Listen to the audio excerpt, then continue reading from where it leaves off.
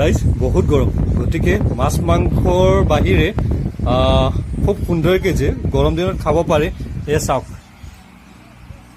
পন্তা ভাত হয়, বহুত জেগাত আমি পানী দিয়া ভাতো বুলি কওঁ, বহুতে পন্তা ভাত বুলি কয়, যোনে যি কয় আৰু। তো এয়া পন্তা ভাত, পঁইতা ভাত, আৰু এয়া হ'ল মাছৰ পেটু ভাজা, এয়া বেঙেনা আৰু আলু এনেকৈ মিক্স এটা ভাজি আৰু তাৰপাছত পিঁয়াজ লৈ লৈছোঁ। এইটো হ'ল ভোট জলকীয়া, এয়া এনেই জলকীয়া, নিমখ আৰু নেমু, এই গোটেইখিনি মিক্স কৰি পেলাই আজিৰ দুপৰীয়াৰ সাজ।